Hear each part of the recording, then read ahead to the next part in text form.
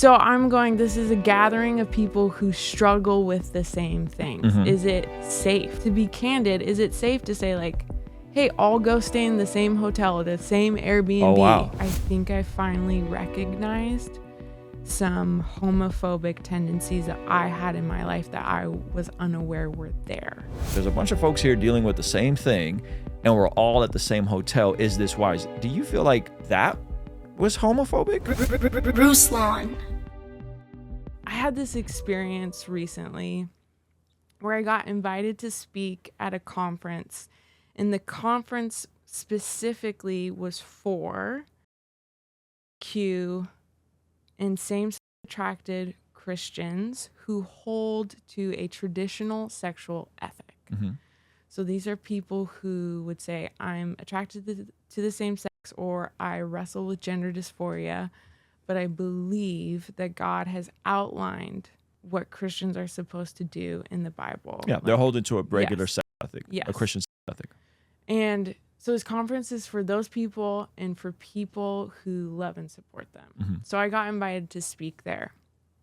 And before I went, I think I was a little bit nervous just because I've been wrestling with how much do we identify with our sin struggles and our temptations. You were thinking about this for Yes. yourself. Right, Yeah. right. And there, you know, throughout my past of being publicly out, sharing that I wrestle with same-sex attraction, I've been invited to groups, like support groups of people who wrestle with the same thing. And my conviction has always been, in a short word, we don't hold AA meetings in a bar for a reason. So I'm not going to go bond with people who struggle in the same way that I do in this specific place. So when I thought about this conference, that was kind of one of the first things that came to mind was like, oh, is this good stewardship? Okay, so you said we don't hold AA meetings in a bar, and help me because I'm not tracking all the way. How does that connect to the conference? So I'm going, this is a gathering of people who struggle with the same things. Is it safe? Like, is it, to be candid, is it safe to say like, hey, all go stay in the same hotel, the same Airbnb? Oh, wow. You know what I mean? Sure. Like, these are the thoughts that I had prior to being invited, just knowing that the conference existed, asking myself. And I want to say, I want to make it very clear that that was a personal conviction. That's not necessary. And it's a conviction that I am thinking, like, do other people wrestle with this or at least recognize that it could be a stumbling block for certain people?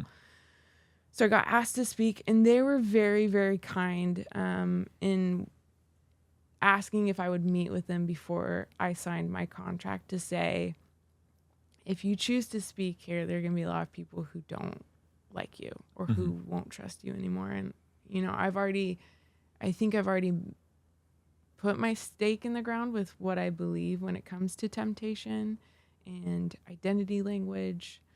But there were some things I was wrestling with. And when I went, I was deeply convicted by a few different things. The first thing that I was deeply convicted by was I think I finally recognized some homophobic tendencies that I had in my life that I was unaware were there. Okay.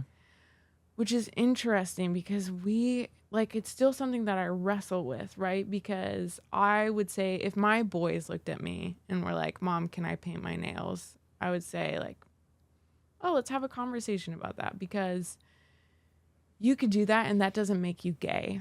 But some people might say that to you and you're going to wonder what that means. But there's also like stereotypes exist for a reason. Am I allowed to say that? That might get me in trouble.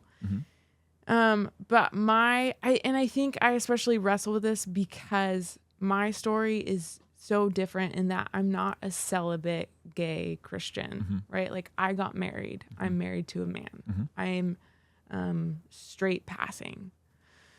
So I've always had this perception that if you choose to surrender your temptations to the Lord, that these other things kind of fade away. And when I walked into this conference, it was like, I was like, this is a group of beautiful gay men, like meticulously groomed, dressed immaculately. Like you're like, those are gay people. It's a stereotype Yes, that the gays yes. appreciate. Yes. They dress Yes. well. Yeah. They smell good. Yeah. They sing wonderfully. Like just all the things. Stereotypes exist for a reason, right? Yes. Yeah.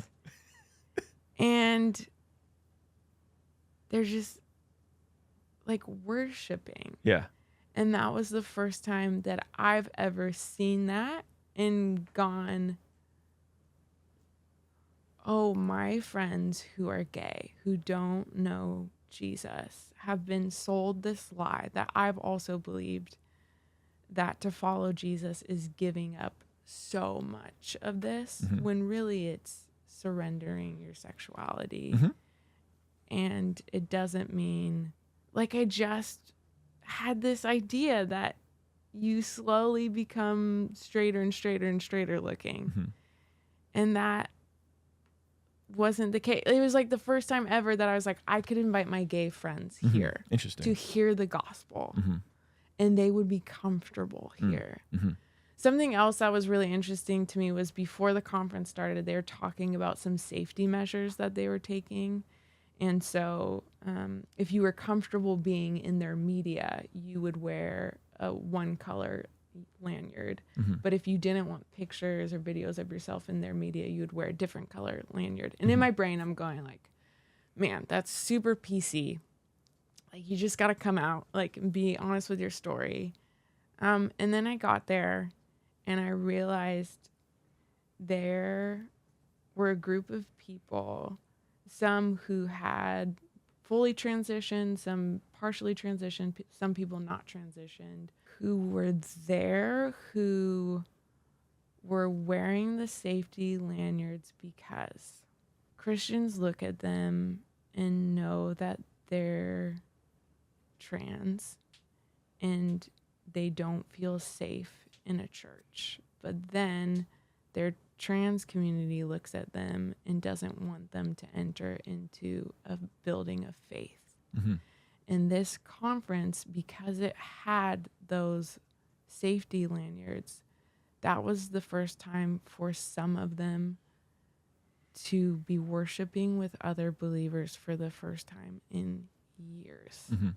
And we can have differing opinions. I think I have some pretty conservative opinions when it comes to transitioning in conversations like that.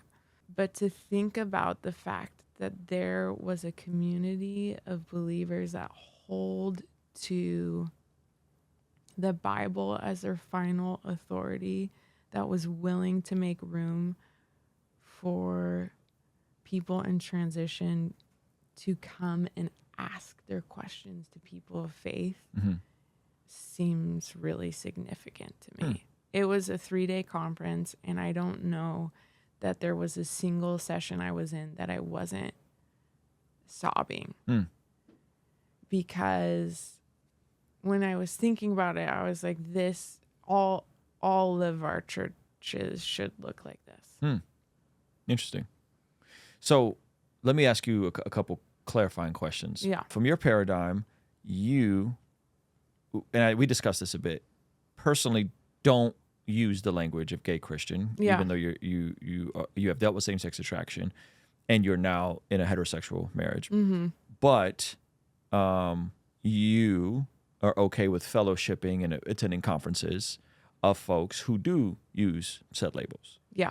And then in that, you have this concern. Now, was the concern of like, hey, like, there's a bunch of folks here dealing with the same thing and we're all at the same hotel. Is this wise? Do you feel like that was homophobic? Like, do you feel like that thought was homophobic? Or do you think that, because I'm not fully aware if you're saying that thought was homophobic or other aspects. I'm saying that thought for me was a thought, is a conviction for me. So I'm like, I will not be in a support group with other same-sex attracted women because I don't want to put myself in that position. Yeah, that sounds like wisdom on your part. And then I would also say, are we aware that that should be a question that we entertain? Not necessarily like, hey, shouldn't we all not stay in the same hotel? But do we recognize that these questions of conviction need to be asked? Got it. Okay.